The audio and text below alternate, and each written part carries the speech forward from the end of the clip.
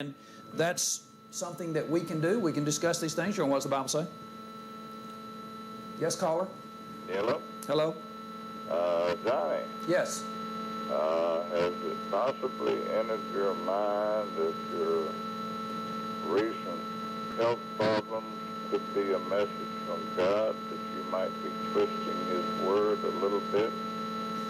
Well, what about the 50 or the 25 years of good health that I've had? What message would that be? Given the fact that I've been overseas, flying in planes that are not FAA approved, pilots that don't even have educations, and I'm still here. You see, if we take our messages like that, you might be convinced that you're doing right. And did you see that guy the other night that was on here that had the 2 pair of glasses on? No, I didn't see him. I actually let him have a little bit of my time. His name was Starlett, I believe, Andy Starlett. And he was teaching Arnold Murray's doctrine that the devil had sex with Eve. And he says that he knows that he's a messenger from God because his health is getting better and he's up in his 60s or 70s.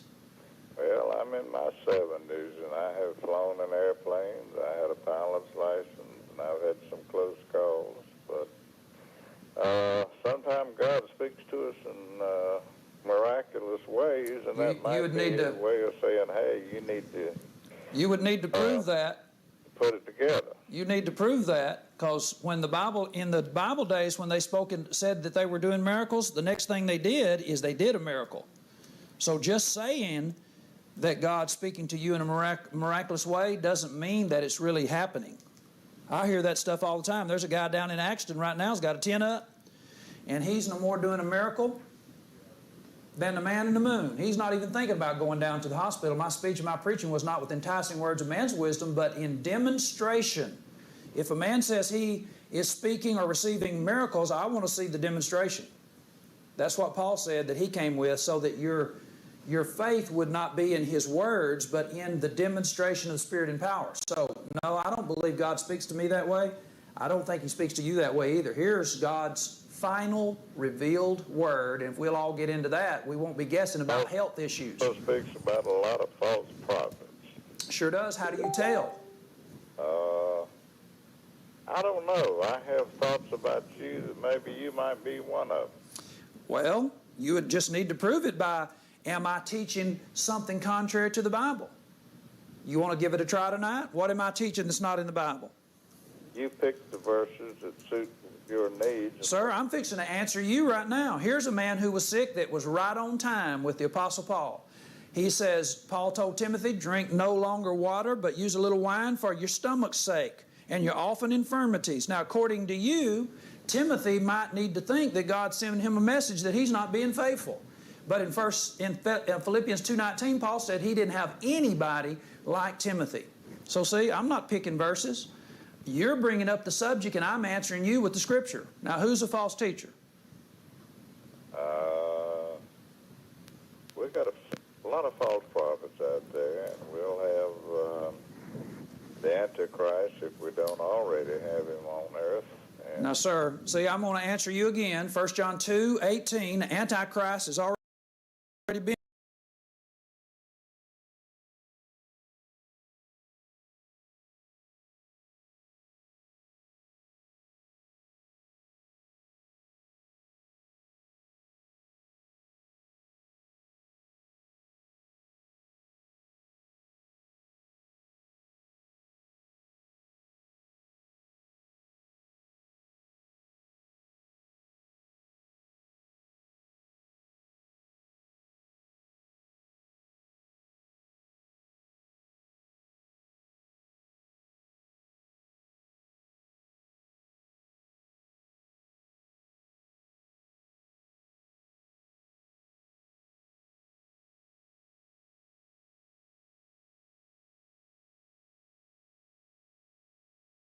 On the person who claims to have the power. Next time you hear one of these faith healers come to town, and persons come and get healed, and they don't get healed, they go down there to get healed, genuinely sick people, and they come away and they're in tears and they're broken down and they're hurt and they're discouraged. You remind them what you heard, and what does the Bible say? James 5, verse 15. And the prayer of faith shall save the sick. It's the individual who has, which one was that, 3? It's the individual praying, not the individual that's trying to be healed. You know, what does the Bible say? Yes, I used to call in on a whole lot of the Pentecostal holiness prayer requests. Mm-hmm. And they told me that that I would be healed if I had the faith to believe. False doctrine. False doctrine. Are you reading here with me James 5:15? Yes. It says the prayer of faith. It doesn't say your faith. It says the prayer of faith. It's the individual. Actually, it's the elders that they have called for. The lady acted like I was trying to shy away from that passage. I'm not shying. You call your elders. And the elders' prayer of faith will heal you if you're sick. Now, if you don't get healed, I'll tell you where you put the burden. You put it on the elder. Yeah. Because that's where it goes, not on the sick person. And we need to turn this thing around and stop this corruption that's being taught in Martinsville. And I know lots of people who, I've got friends right now that I'm teaching, that we're studying with, and I think maybe you have friends too that have been in these situations and did not get healed, and they turned it around and said, they questioned their faith. I thought they said you're not supposed to judge. That's right. They end up saying, well, you don't have faith. Well, you're judging me. I tell you what the Bible says, their prayer is what's lacking. Well, not your faith. What they told me all the time. They tried to tell me if I had the faith, I could be healed. Well, now you got, what does the Bible say? That's right. Thank you very much for calling. See, friends, this is the kind of thing that we're trying to say. We're trying to say that the Bible will clear up these things. We appreciate you so much for watching. We had several things that we were going to cover. We were going to cover some things having to do with Mr. Hughes, what he wrote in the newspaper this past week, and I wish we would have had time, but we just don't, and appreciate the people who are calling in, and we appreciate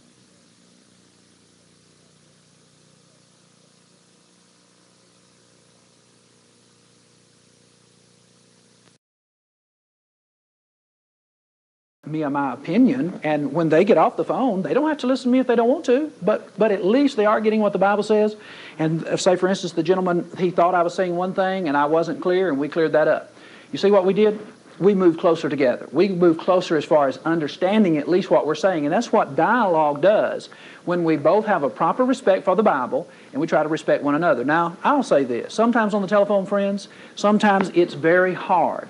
I would say, you know, why not somebody try being up here sometime and handle all of these people who call in with all their different doctrines, and I have to know all their doctrines and have to know the scriptures, where they're coming from. It's pretty hard on me, and sometimes I kind of get, I get into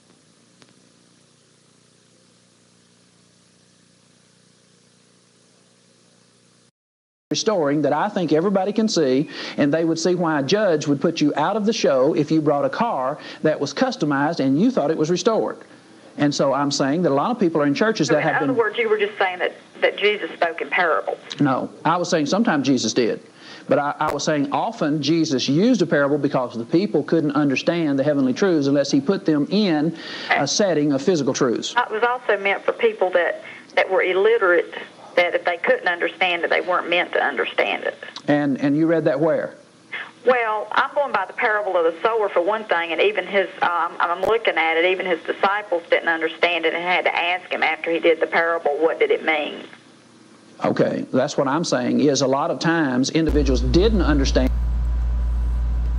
Thanks for joining us tonight. I am Johnny Robertson, and we are live without a presentation view on What Does the Bible Say?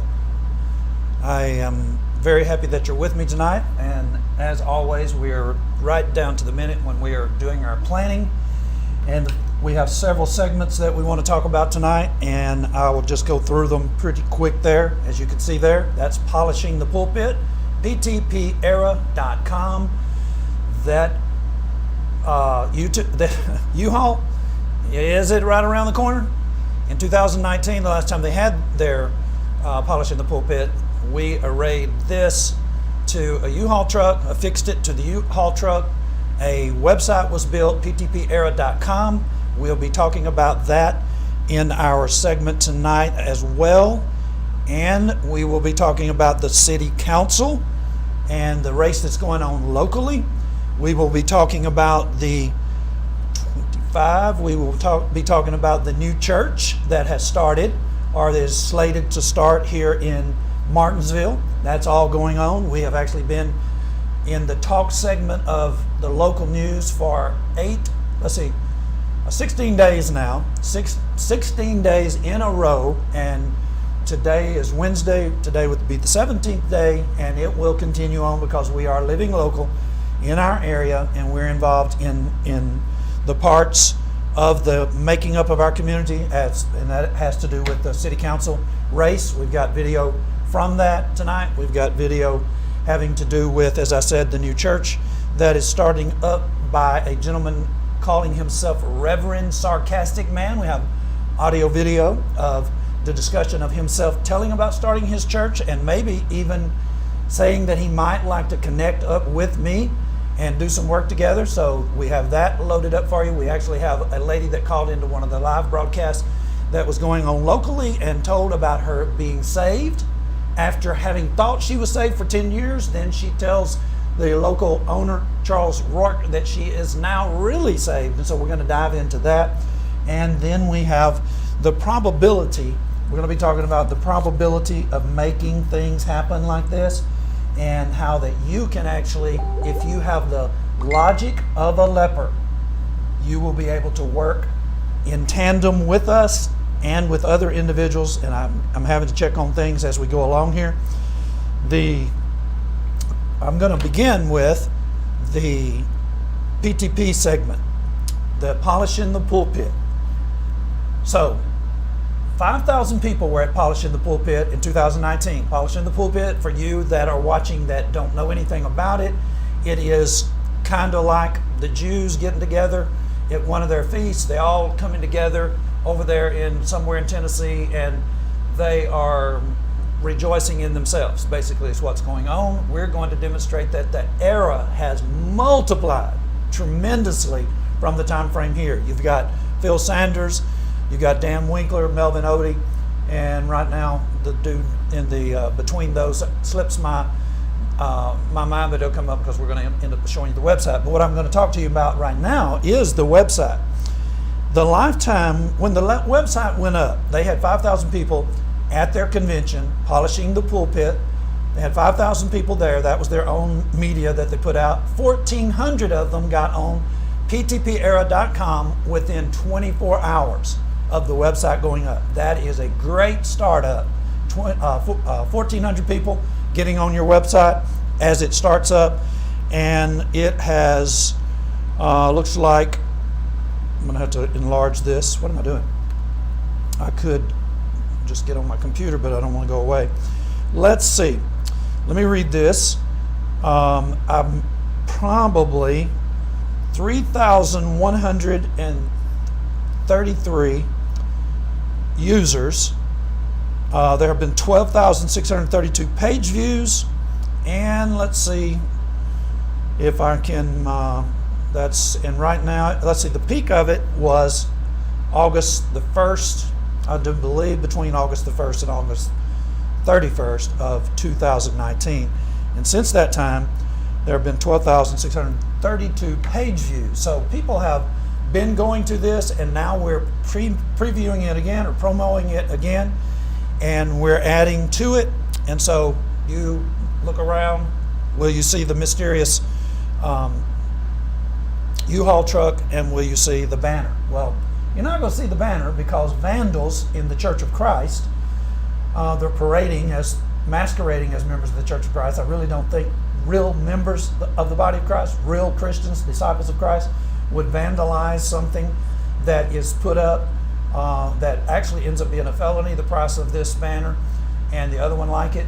That's just not good behavior. And not only that, they got caught on film on a security camera where they were in a local restaurant, and the owner of the local restaurant actually gave us the video footage because he did not appreciate the way the people from Polishing the Pulpit were acting, and so he gave us that footage. We could actually let you see that footage if we so desired, but that's not our goal tonight. Our goal is to get you interested in what is going on. There's the website. Now, we're definitely adding to the website tonight in our show. We're actually adding information to it because of the things that went on or that are going on, have gone on in between the two different dates. And so I'm going to move to it, and let's build on ptpera.com. And when I say build on it, I am telling you folks, the changes are massive as far as fellowship is concerned. This is the original 2019 Polish in the Pulpit, ptpera.com. Let me just enlarge this and let you actually see the logos and things of that nature. We actually, the website builder called it Poisoning the Pulpit 2019. And the keynote speakers then were Dan Winkler, Melvin Odie. And all you have to do, if you get on the website, is click the individual, Dan Winkler, and you'll be able to see where Dan Winkler has gone and with whom he has been involved. Then you have Steve, still can't think, Higginbotham, Steve Higginbotham, and then Phil Sanders. And you might say, look at Phil Sanders, it's such a fresh face. There's no way Phil is involved in nefarious activity, unlawful activity, according to the Word of God, or works of darkness, fellowshipping people of that nature. And so we're going to basically let you be the judge tonight as we bring up new information. So where's the information? Here is the information. This is actually a picture supplied by Crowley's Ridge College over in Paragould, Arkansas. Now, what we actually have here is you have the president of Crowley's Ridge College in Arkansas, in Paragould, and here up there where my finger is right there is Kirk Brothers. He is the president of Heritage University in Alabama. He has also owned Polishing the Pulpit this year. These individuals are a multitude of false teachers. They are presidents of colleges like, let's go ahead and let them do the work for us. This is supplied by Crowley's Ridge. Also, present in there with Kirk Brothers, who is a speaker on Polishing the Pulpit this year and president of Heritage University, which allows you to see where Heritage is in the big picture. Here are the presidents of the respective schools that are all gathered there in a conference at Harding University in November of 2021, I believe is what the timeline stamp says. So let's go through them. Abilene Christian University's president? Really? Kirk Brothers? Heritage University? He's up in there with Abilene Christian University's president. What are they doing? They're scheming, y'all. What are they scheming about? All of these guys and many of the platforms out there that are put on are about the freshman class, the new freshman class. We've been telling you this for quite some time. CYC, Christian Youth Challenge, that takes place in a notable city in Tennessee. That is individuals like Faulkner University. It is individuals like Frieda Hardeman and Heritage. They're putting on that type of school, Mars Hill. They're putting on CYC Christian Youth Challenge, and they're basically leaning to the right. They're trying to get kids that are more right-leaning in spiritual matters. That would be what they would say. And then you have, I believe, Winterfest or Jubilee. You're just going to have to excuse me because I am covering so much material and the entire Brotherhood's information. So whatever you type in, Jeff Walling and from Pepperdine University, and you go ahead and put in, let's go ahead and give the city for that. It's going to be Pigeon Forge. Go ahead and put that in, and you'll get whether it's Jubilee, Nashville. No, that would not be Jubilee. It's going to be Winterfest. And so they're back to back. 1 week of CYC, right-leaning individuals, 1 week of Winterfest, left-leaning individuals. And what colleges are they trying to get to draw from? What kind of kids are they trying to get to come to that? They would be kids that would be going to Abilene Christian, Crowley's Ridge, David Lipscomb, Lubbock Christian, Ohio Valley, if it even exists anymore, Oklahoma Christian, Pepperdine, Rochester, York, those kinds of colleges. And you might say, I don't know about these kind of colleges. Let me tell you what. These guys know each other. This is them, and they're celebrating their meeting together at Harding University in November 2021. Now, what in the world is David Shannon from Frieda Hardeman doing in the crowd with Pepperdine, ACU, York, Rochester, Lubbock Christian, places like that, just rank liberal strongholds, and yet there he is in a conference, and what are they conferring about? And Kirk Brothers, what are you doing in there, dude? And here's the president of Harding University. So you have all of these individuals. Let's go through their names. Abilene Christian University, Dr. Phil Schubert. Crowley's Ridge College, Dr. Richard Johnson, right up front. Faulkner University, Mike Williams. Freed-Hardeman University, David Shannon. Harding University, David Burke. That's who that was that I was pointing at right here with my cursor. Heritage Christian University, Dr. Kirk Brothers, President. Lipscomb University, Dr. Candace McQueen, President. Lubbock Christian University, Dr. Scott McDowell. Nations University, Dr. John Baxter. Ohio Valley University, Michael Ross. Oklahoma Christian University, John D. Steiger. Pepperdine University, Dr. Jim Gash. Rochester University, Dr. Brian Stogner. And York College, Dr. Sam Smith. Now, I guarantee you that there are people that are sitting here watching this in utter disbelief. Utter disbelief. What is that? You have just seen all of the people that are right-leaning, people that are parading around and polishing the pulpit right now. You are actually seeing the players that are involved in that entity involved with Pepperdine University, with Lipscomb University, Abilene University, and you might be trying to distance yourself, but you cannot distance yourself out of this. That is basically somebody that is happy to put that out. This dude right here, Crowley's Ridge, they're happy to put this stuff out and to let you know. They did not know that they would be previewed on Polishing the Pulpit, but this is me demonstrating to you that the era has multiplied drastically. Let's look at what goes on at Crowley's Ridge. So Crowley's Ridge is near Jonesboro, Arkansas. You have people like folk all over Jonesboro. You would have people that look at Crowley's Ridge as an option for their children to be educated, some in the preaching program. You name the congregation in that area, the Jonesboro, Arkansas, Paragould, Arkansas area. All around in that particular area, they are involved with this particular university. Well, who are we looking at? Jimmy Adcox. We're looking at Bruce McClarty. What are we looking at these individuals for? And so I have Bruce McClarty way down here, but at the bottom, he was the president of Harding University. What are they doing? They're on a lectureship together with several other individuals, but let's just look at Jimmy Adcox to begin with. Jimmy Adcox was on the 2017 Pepperdine Lectures. What? Crowley's Ridge has Jimmy Adcox on their 2000, let's see what year that's going to be, third speaker for the CRC Bible Lectureships 2022. So then you have Bruce McClarty, also the 2022. Bruce McClarty used to have it on his bio when he was at Harding University that he was a Pepperdine speaker. Let's look at the proof that Jimmy Adcox is here. This is page 8 of a PDF that you can download. Simply 74th Annual Pepperdine Lectureship, Spiritual Rhythms, Scrolls for Robust Salvation, 2017. Mike Coate, the director. Mike Coate, the director.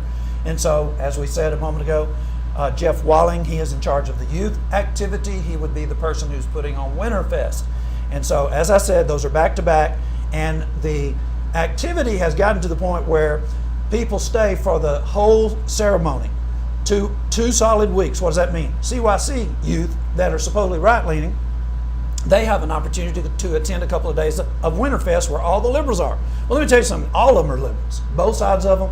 What I'm showing you tonight is all of these individuals are involved with each other, and Kirk Brothers is basically the tie-in tonight. Here is Jimmy Adcox. He is actually on this 2017 Pepperdine Lectures. Pepperdine is the pinnacle of false teaching in our brotherhood. I mean, all liberals line up to Pepperdine, and what I'm saying is they're all lining up in your assemblies as well. You just don't know it. Here's Jimmy Adcox right here. This is a Hope Session partnership. You see Jimmy Adcox right there. You see right below it, Lynn Anderson. Are you kidding me? The Church of Christ is one big denomination. Lynn Anderson celebrated that when he was at the college congregation in Abilene, Texas, Abilene Christian University, the big time liberal. And I could spend all night on the individuals that are involved in this. And so there's Jimmy Adcox, 2017. And so at the 2017 lectures, Pepperdine Lectures, are you ready for this? I just don't think you're going to believe this. Who were they making provisions for? We don't have anything to do with Pepperdine. Well, Abilene Christian University reception and meal program. Sometimes you have to get in the weeds and look at this programming. They had reception for Abilene Christian University. Then you drop down and you have Christian Relief Fund.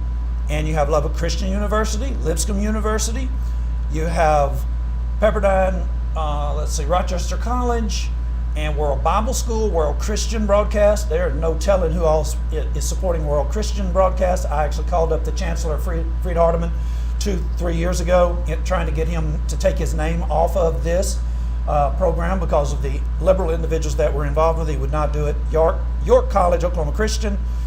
There you have it.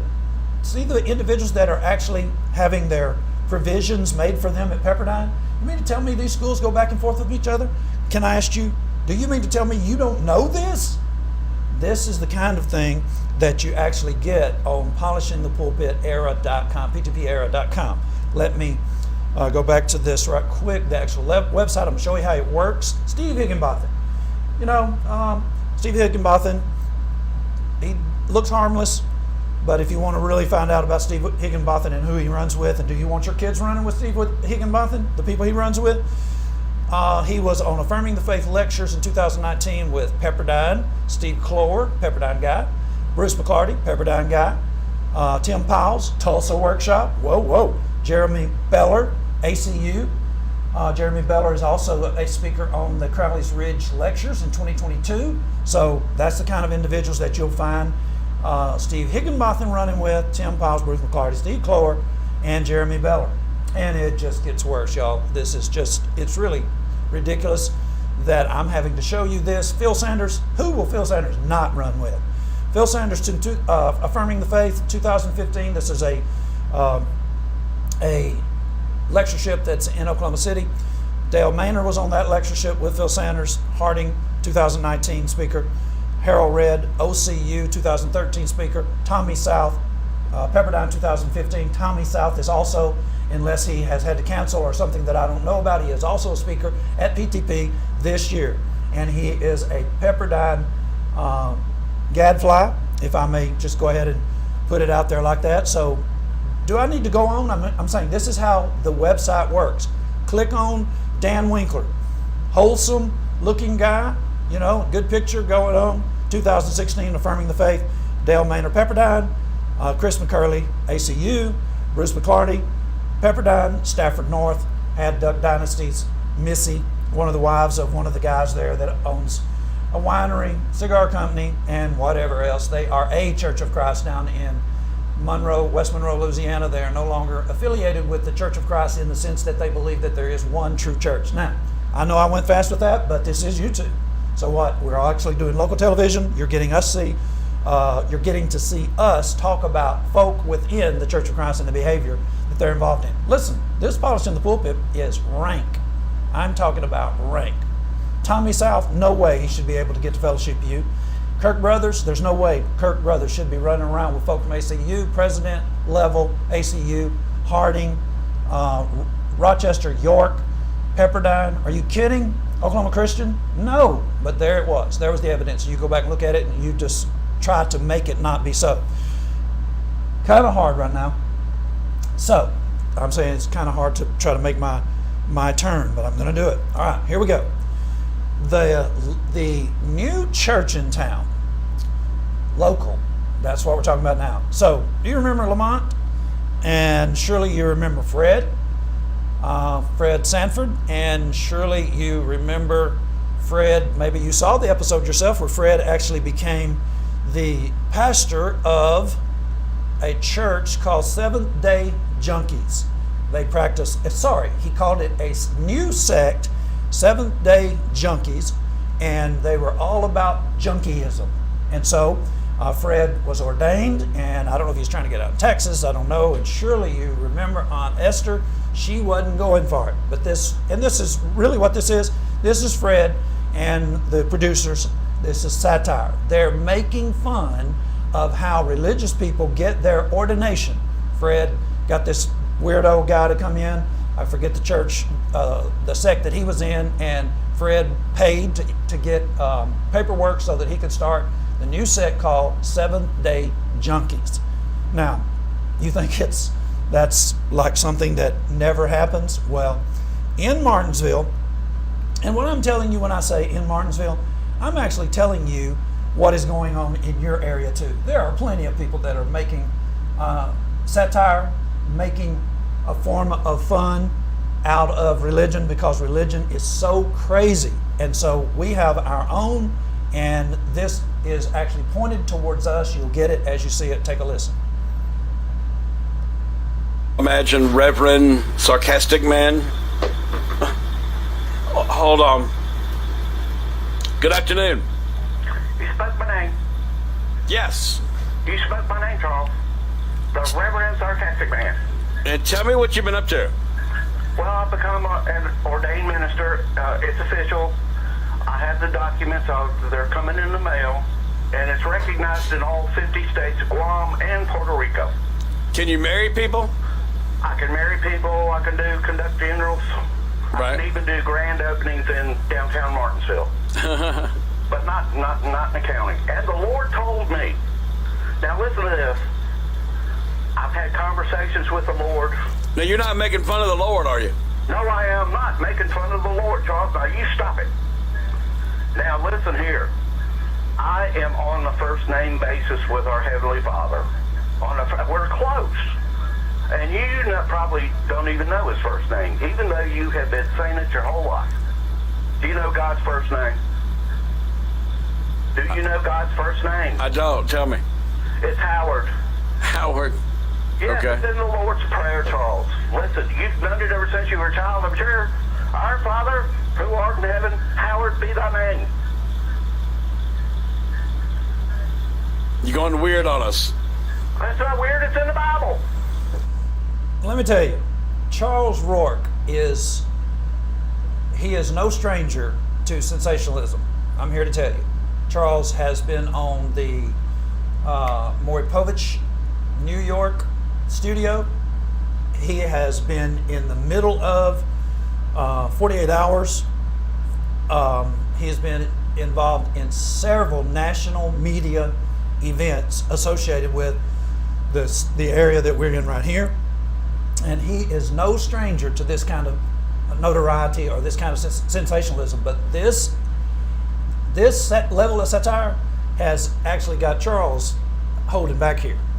You know, he does have an audience that is very religious around here. There are plenty of people that buy airtime from him. He has plenty of people that will criticize and did call up and criticize, and they're criticizing right here in the comments. This happened, I believe, Monday. And so he's handling this very carefully, and you can tell. Listen to Sarcastic Man. Did Johnny get you doing all this?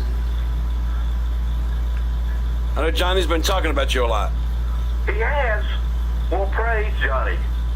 I need all the help I can get. I'm a neophyte in this preaching business. I think I'm going to have another show called What Does Sarcastic Man Say? And I'm going.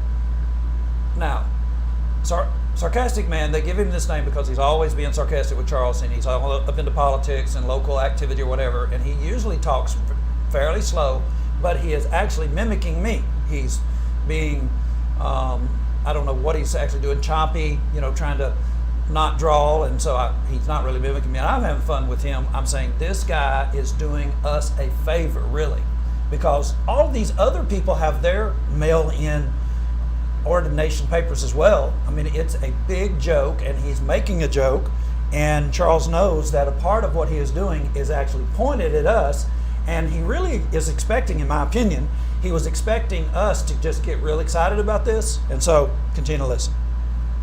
I'll open up a church up there on Sutherland Avenue and call it the Church of Satire. Okay. And we don't believe in full immersion or dunking people. We believe in Dunkin' Donuts. Now you are making fun. I am. It's called the Church of Satire, and I am the Reverend Sarcastic Man. What do you want from me? Now, God has a sense of humor. Well, you know He does. He created you. You don't think God is laughing right now? I can see a smile, a big wide smile on Howard's face. God's first name, Howard God. Okay. Now, you know it's so. Do you remember the Lord's Prayer? Do you remember the Lord's Prayer, Charles? Yeah, I don't remember Howard in it. Our Father, who art in heaven, hallowed be thy name. Now tell me I'm lying. You're afraid to laugh. You're afraid you're going to offend somebody. Now tell me I'm lying. You're afraid to laugh. You're afraid you're going to offend somebody. Now this is the church of Satire. We're going to fill up the baptismal font with coffee, and we are going to dunk donuts. And then, just to be safe, we're going to put sprinkles on them. So you are not only dunked, but you are also sprinkled. And the donut is saved. Now, Johnny says you are a mimic of Bob Lawson. Don't be talking about my twin brother. Now, did Bob Lawson go into the ministry? Did Bob Lawson marry people? Now, God forbid something happened to Johnny. Whether he gets shot trying to rob somebody or kills himself, I will preach his funeral for free. Now, who would do that but somebody that represents the Church of Satire? And the Reverend Sarcastic Man. Okay. All right. Let's see what Johnny's got to say. Okay, what Johnny got to say, and then we'll see what Sarcastic Man has to say. All right. Good afternoon. Hey, man. Hey, Sarcastic Man's going religion on us. Yeah, he's preaching now. I'm glad to hear it. I'm glad he's making fun out of himself. Okay, what'd you think about that? I'm telling you folks, this is the kind of stuff that is going on now. What begets this? Can I ask you that? What begets this kind of behavior? Are you getting the word beget? What is it that brings this into our television arena or our daytime TV, into the local buzz talk show? What is actually happening is you have individuals that are sane and they are smart. This guy's no dummy. And they are seeing what's going on in the name of God. And he wasn't talking about the God that we serve, the God that I serve. So he was making the fun of the God that the Methodists serve, which is no God at all. The Baptists serve, which is no God at all. There is no Baptist God. There is nobody that has authority from the true God of heaven and earth and all that in them is. There is no one that has the authority to establish these man-made sects. And as Fred Sanford famously said, he was starting a new sect, the Seventh-day Junkies. And so, Sarcastic Man, I actually know what his name is. I'm not going to bother him right now. He is making fun also. And the community is basically sectioned off as they watch this. Some individuals were just appalled that he would do this. And we make fun of their religious sects as well, because it is simply ridiculous what they do, and it is destroying our nation. It is, and what do? I mean, if you think about satire, you should think about Elijah talking to the false prophets and asking why it is that they're not able to bring down fire and have the God of heaven honor their offering. He was making fun of them. Satire, that's what it is. It's basically bringing their idiocy out in the open and letting the people look at it for what it is. And that's what Sarcastic Man is doing too. And he really is getting his ordination papers. I mean, what's the big deal about that? Mike Penn, he actually has a fake, I don't know if it's still on his website, but forever he kept up that he had a Bachelor's of Arts from Cha-Cha's University over here, Teamwork International. And then the executive director of the school actually said on tape with me that they did not give out Bachelor's of Arts, which I knew that already. They do not have the accreditation to be able to give a Bachelor's of Art. That is actually reserved for real educational universities, none of which these people are getting Bachelor's of Arts. Like Liberty University, they are not giving out a Bachelor of Art in their theological seminary. It is not accredited that way, and people just don't realize it. So what are we doing? You're basically seeing the level to which we are, let's say, to which we affect this community. An entire segment is actually, this has actually been going on for weeks, really, between himself, actually years, a couple of years maybe, and a couple of other individuals, because sometimes they say things that we're just not going to let get past, and eventually after this show, the next day, he ended up saying that he was thinking about getting together with me and going door knocking.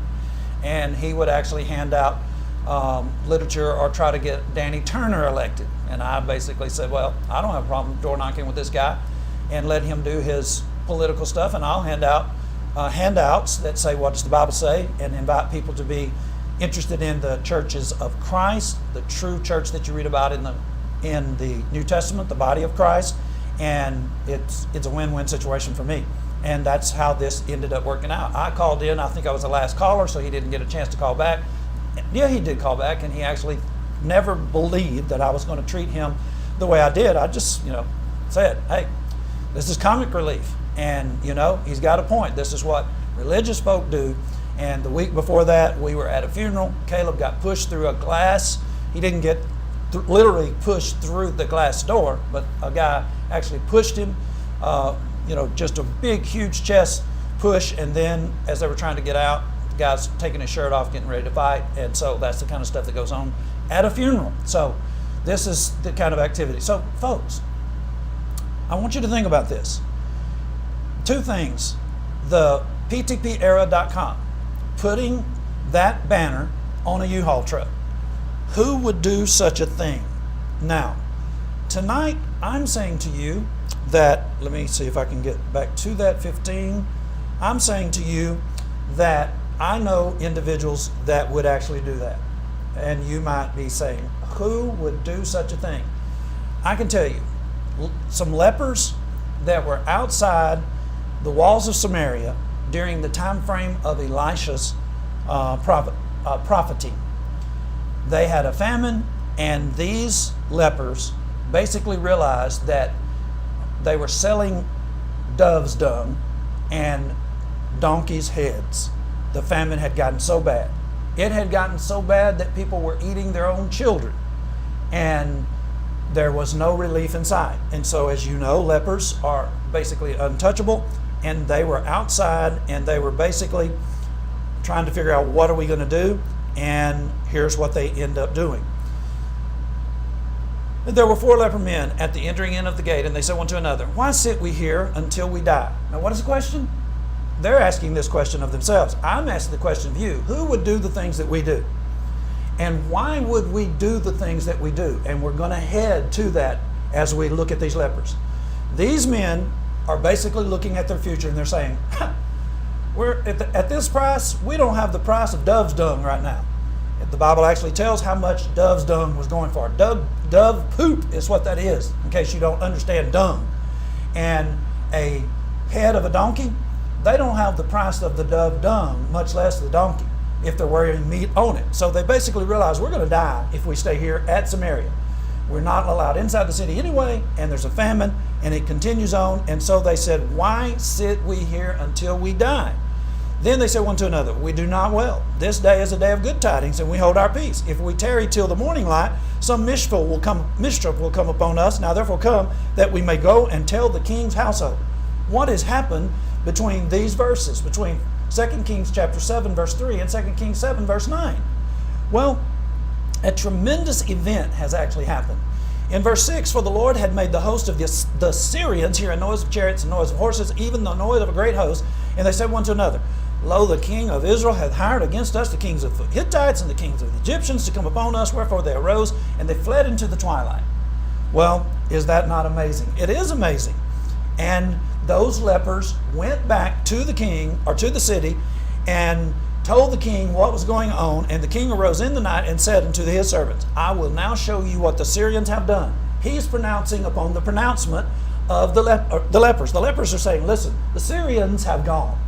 We spent quite a bit of time going in and out of their camp, and going out and digging and hiding our spoils, the spoils that they left behind. And then we got to looking at ourselves, and we said, we're not really doing that well. This is not a day where we should actually fill our own coffers, but we should go and tell the king's household. Well, the king makes a pronouncement. No, I don't know about this. I'm not trusting these lepers. They know that we be hungry. The Syrians do. Therefore, they are gone out of the camp to hide themselves. This is an ambush, is what the king's saying. When they come out of the city, we shall catch them alive and get it into the city. So it's a trick. Well, the king then, they all postulate what's going on. And then they took, therefore, 2 chariots, horses, And the king sent after the host of the Syrians, saying, Go and see. How did these lepers get the king to literally possibly waste 2 of the 5 horses that were left in town to go out and look into this rumor that the Syrians had gone? Well, the answer is how it is that we end up getting where we are and doing the things that we do. 2 Kings 7:19, and the Lord answered the man of God and said, Now behold, the Lord should make windows in heaven, might such a thing be? And he said, Behold, thou shalt see it with thine eyes, but thou shalt not eat thereof. And so it fell out unto him, for the people trod upon him in the gate, and he died.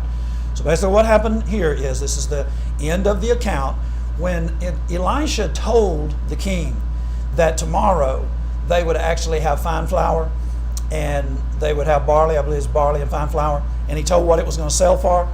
The guy that the king leans on his right hand actually said, you know, if the Lord should make windows in heaven, might such a thing be?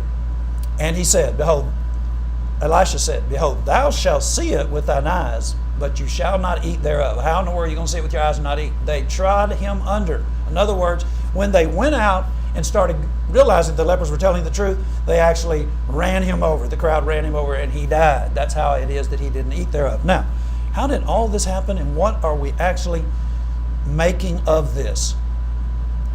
So, here's the answer. I want you to notice these are the comments from Pulpit Commentary. Notice this: the divine will and human will. In these consultations among themselves, the lepers moved only by the consideration of their own misery.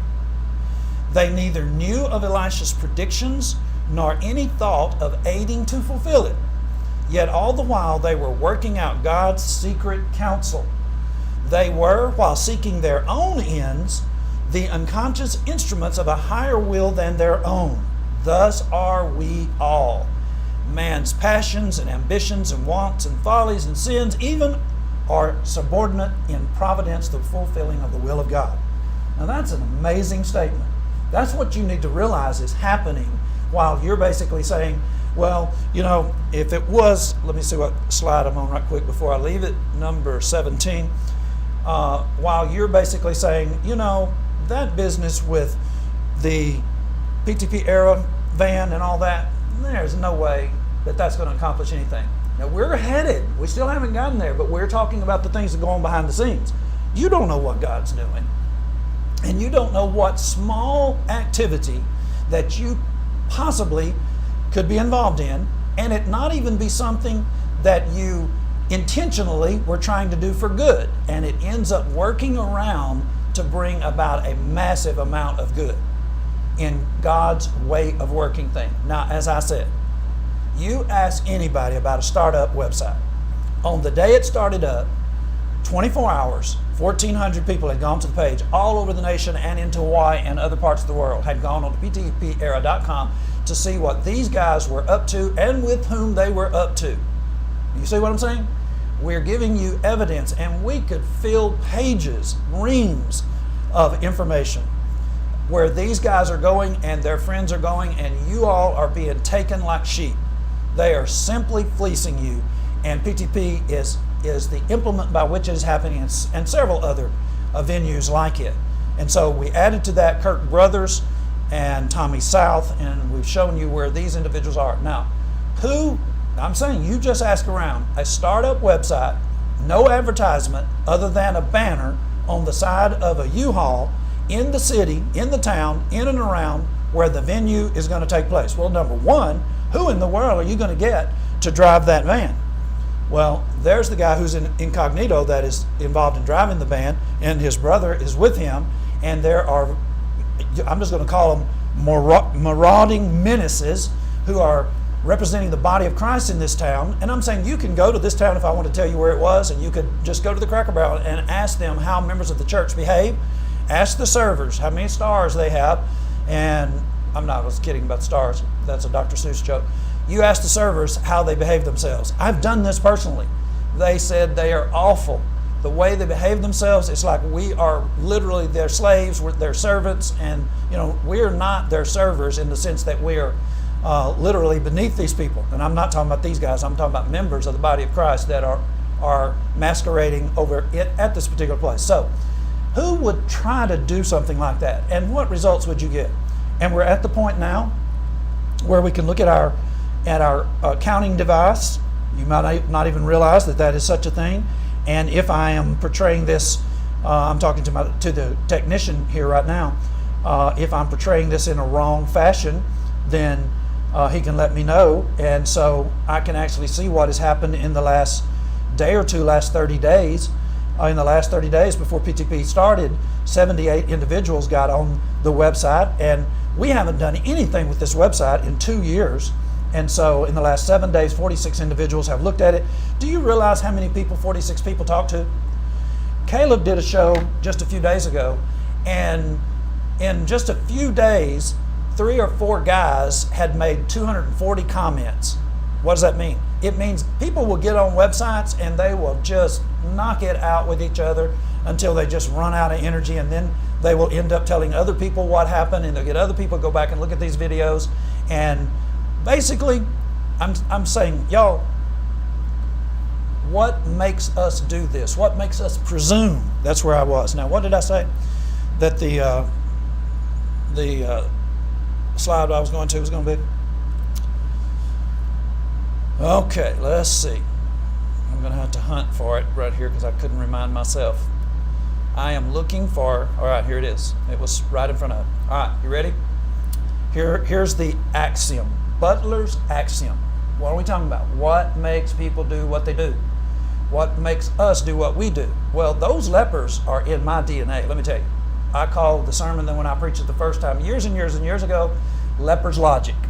And I have learned so much since then about that text because I continue to go back to it and I study it, and we're actually studying Kings in our What Does the Bible Say school. Suppose the Syrians kill them. They are no worse off. We're basically looking at these lepers and we're looking at how they think and how people think. And they basically weren't on any good mission necessarily.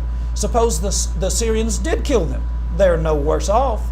The chance of life may be faint, but it is the only one left and better than none. So what do? When men are in earnest, I'm right here, when men are in earnest, a very slight probability suffices them to act upon.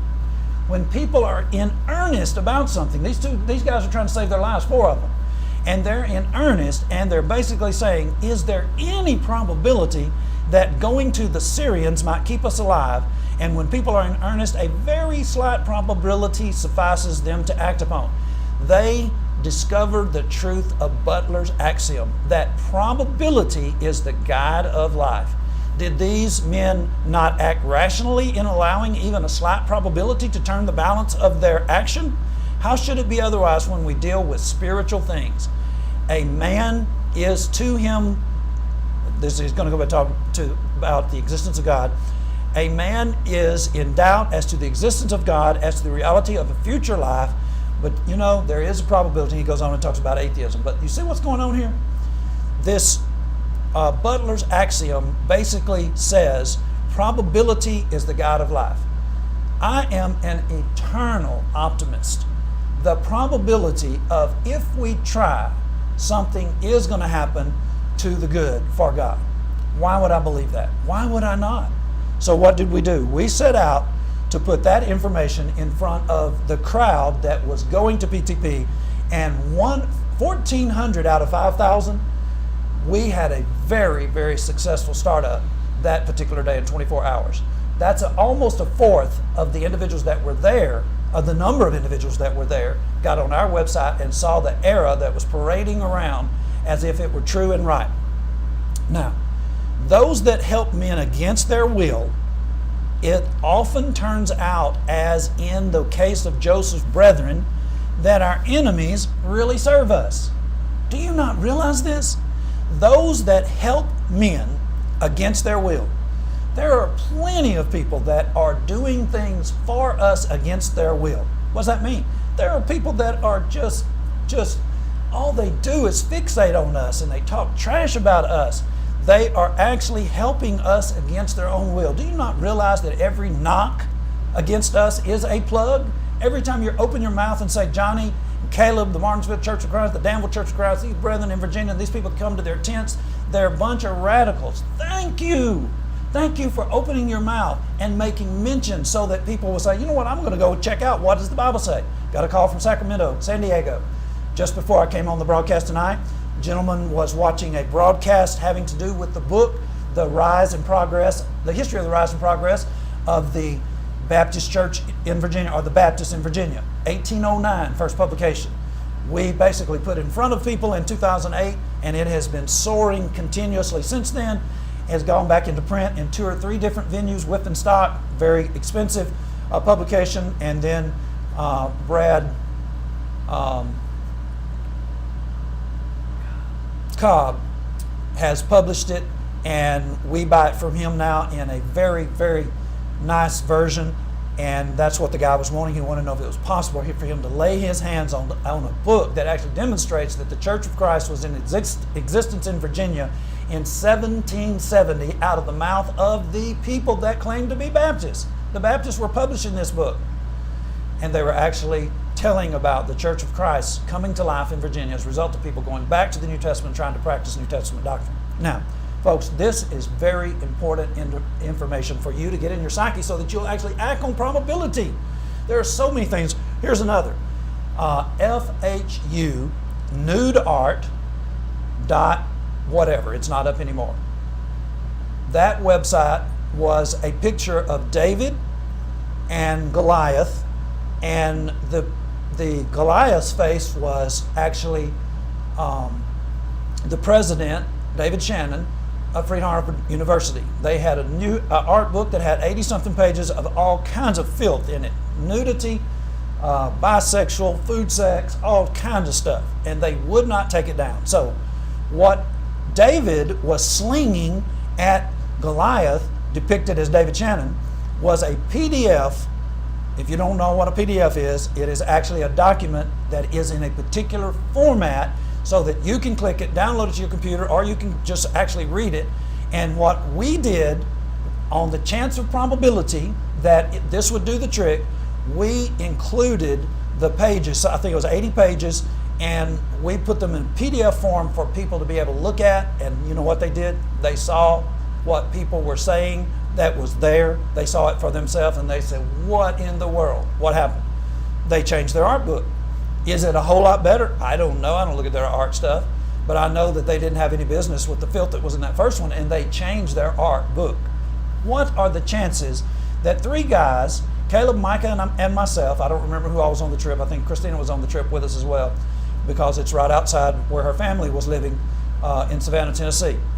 We go down there and we affix to a U-Haul, FHU, nudeart.com, and people flocked to the website, looked at the PDF, and saw the trash that was being put out by a college called Freed Hardeman, and they reacted.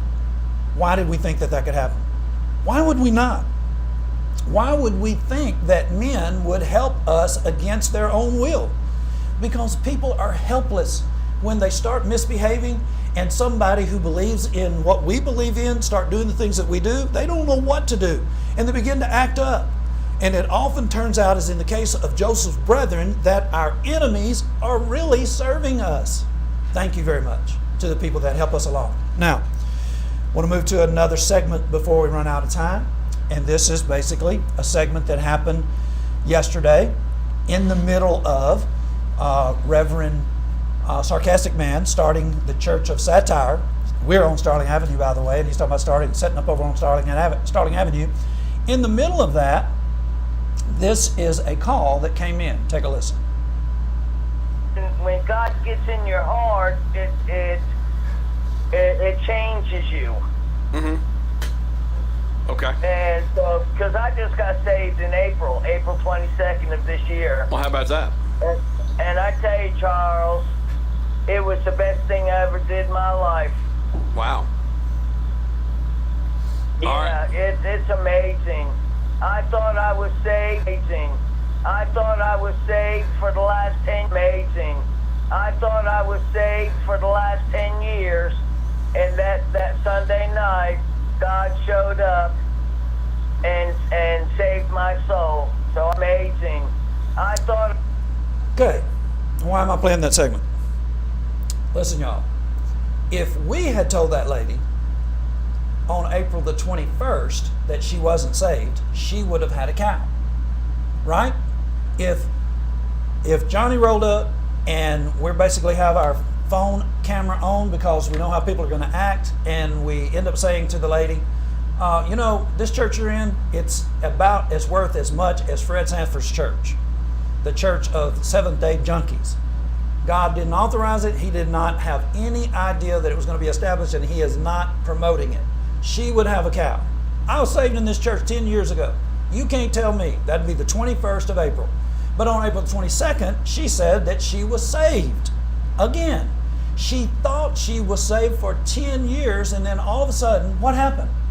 Listen, somebody, somehow or other, whether it's Sarcastic Man or Fred Sanford, convinced that woman that she wasn't saved. That's what we're trying to do, and what do? We get all kinds of pushback, and you know what pushback does? This is what pushback does. Pushback actually helps us. When people get on the talk shows and talk trash about us, which that's what they have been doing, and you heard Charles ask Reverend Sarcastic Man, he said, did Johnny put you up to this? Listen, I'm not going to take credit for him doing it, but I am going to say that in response to what we put out, he decided to do this. And it actually has not turned out the way he thought, because I didn't actually respond the way he thought I was going to respond. I responded in just basically a general way, took it on the chin, said it was comic relief, and you know, it really was him making fun of all these individuals that get their ordination papers, and then they talked about ordination too, and people then called in and talked about the fact that he couldn't marry people in the state of Virginia. None of these people know what they're talking about. And I'm saying you're serving our purpose, and that is enlightening individuals. So thank you very much. And you're actually getting a chance tonight to see there is no reason for you not to tell somebody that they are not saved. That is the job of Christians in the body of Christ. You're supposed to be the light of the world in Matthew chapter 5, verse 13 following. You're supposed to be the light of the world. Why are you huddled up over there somewhere in Tennessee, glorifying in yourself and bringing in all kind of folk that are involved with false teachers that are far and wide, known far and wide? Let me ask you this. If you get to see this broadcast, PTP with Pepperdine, you need to ask yourself, have we really drifted that far? We have some friends that are over there. I mean, everybody there is really a friend of ours, and we love everybody that's over there. And we cannot believe that they have actually gone as far as they have gone to be involved with people that are right in, like, hand in hand. Kirk Brothers, hand in hand with the president of Pepperdine, president of ACU, president of Harding, president of York, Rochester, Oklahoma Christian. What in the world? Lubbock University, Christian University. Does it get any worse than Kirk Brothers being right there in that picture and it being celebrated at Crowley's Ridge? And look at the people that Crowley's Ridge is having on their program, and the churches in the Jonesboro area. Ask yourself tonight, is the church I am in supporting Crowley's Ridge? Do they send students over to Crowley's Ridge and Paragould? Well, if so, they are actually involved in the perpetuation of darkness. Ephesians 5:11, have no fellowship with the unfruitful works of darkness. And there are people all over Jonesboro that are involved with Crowley's Ridge. And there's people all over the United States involved with PTP. And what it is, it's promoting error and what is happening right now. As you ponder on this, you may not even think that you're helping us, because you're going to do something. You're going to do something. I know people that are going to see this, they're going to do something. They're going to respond in some kind of way. It often turns out, as it is in the case of Joseph's brethren, that our enemies really serve us. Let's talk about our website. What does the Bible say? What does the Bible say has been on since 2009? What does the Bible say has been on since 2009? We're at 2.8 million and some change views, and we are a very small entity. the probability of us actually being ahead of some of the largest entities, media entities in the churches of Christ would just absolutely, in most people's minds, say, it ain't gonna happen. Can I tell you that we've been ahead until this year? And we're only 200,000 behind now. 200,000 views difference. You just think of one in your mind, you just say, what's the biggest media entity known to the churches of Christ? The most popular acronym or media outlet in the churches of Christ? Would it be Phil Sanders in Search for the Lord's Way? I don't mind saying anything about Phil Sanders in Search for the Lord's Way, because Search for the Lord's Way is so far behind us that it's not even, I don't even know racing terms, but you make up one. They're actually in the pits right now, for real. They're not getting anything done, and Phil Sanders is not even a minuscule personality like Mac Lyon. And I wasn't for Mac Lyon. I've talked to Mac Lyon before he died on more than one occasion, and ended up falling out with the Memphis School of Preaching and having them mark me because I refused to participate with them while they participated with Mac Lyon, while he continued to participate with David Lipscomb College, David Lipscomb University. And so, and I say Phil Sanders is not even in the same atmosphere whatsoever, universe, with Mac Lyon. So make up another. And so what am I doing? Am I touting ourselves? No, I'm telling you the probability. Butler's axiom. The probability that actually something can happen just because you looked at it a certain way, that probability is the guide of life. There are all kinds of things that we decide to do. We decide to go out and put a camera on Liberty University, the largest religious university in the United States. And what happened? We ended up in a court case and had to hire a lawyer from out of town. The venue was such that we would have ended up having to get another court outside of this area. But our lawyer was a very, very great advocate, and ended up having the case the judge kicked it out, deferred adjudication. Why? He could see a railroad job when he saw one, and he was an atheist. What are the chances that an atheist would save us? What are the chances that the king of Egypt would save the children of Israel? The probability, just the slimmest probability, and you acting like you believe in what God is doing behind the scenes in His good providence that you don't even have to know exists. That's the glory that God gets when we talk about providence. You don't know God's providence, and you don't get to put your finger on and say, this is God's providence. Even Paul in Philemon 15 said, perhaps he did not speak to something that he hadn't had revelation on. Perhaps this thing happened in regard to his friend Philemon and the servant. Perhaps. So that he would end up finding the truth and they would be all together. How about that? Perhaps you're seeing this broadcast tonight for the first time. You're actually being introduced to what does the Bible say for the first time. You can do two things. You can tell a friend about this because of PTP era. You can start taking the bushel off of your light, which is the Word of God, and start telling people they're lost. That woman admitted that she had been lost for 10 years, and it's a crying shame that a member of the Church of Christ did not reach her.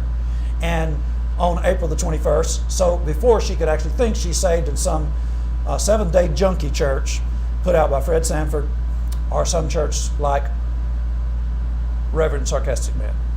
Okay, it's been my pleasure to be with you tonight. Our contact information, as I said, somebody from San Diego called me just before. I took his phone call. I was right in the middle of prepping to get this stuff done so that you could see the information, learn the truth in several different venues tonight. We did not get to cover our city council, and we'll do that on another show because it's going to be going until November, so we got plenty of time. My number is 276-806-2150. My email is joeblue81@gmail.com. Caleb's phone number is 276-806-3641. We do appreciate you, brethren, that appreciate us, and the kind of individuals that are helping us on a grand scale, mostly individuals of like precious faith. God bless you. And always ask for it. What does the Bible say? Good night.